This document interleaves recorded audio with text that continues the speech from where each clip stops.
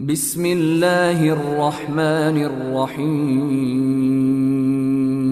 اللهم صل على سيدنا ومولانا محمد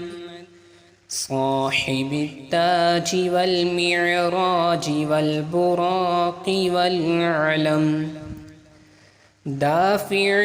البلاء والوباء والقحط والمرض والألم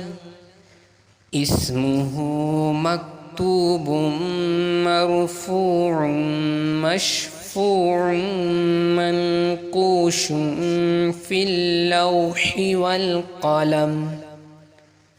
سيد العرب والعجم جسمه مقدس معتر قهر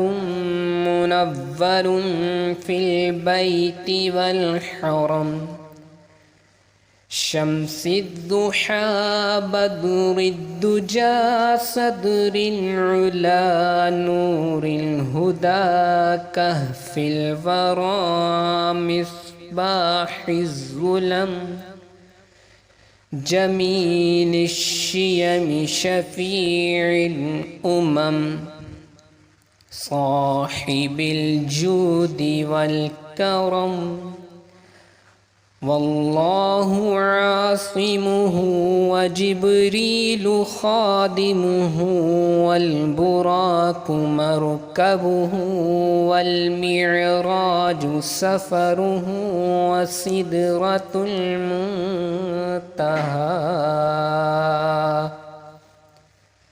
وسدرة المنتهى مقامه وقاب قوسين مطلوبه والمطلوب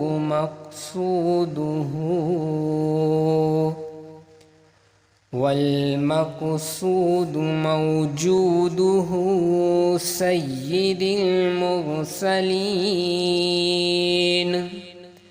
خاتم النبيين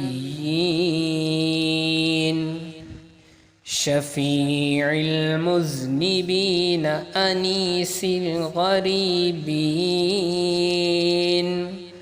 رحمة للعالمين راحة العاشقين مراد المشتاقين شمس العارفين سراج السالكين مصباح المقربين محب الفقراء والغرباء والمساكين سيد الثقلين نبي الحرمين إمام القبلتين وسيلتنا في الدارين صاحب قاب قوسين محبوب رب المشرقين ورب المغربين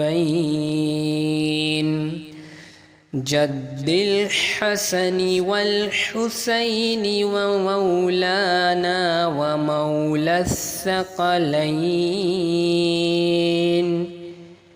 أبي القاسم محمد بن عبد الله نور من نور الله يا أيها المشتاقون بنور جماله صلوا عليه وآله وأصحابه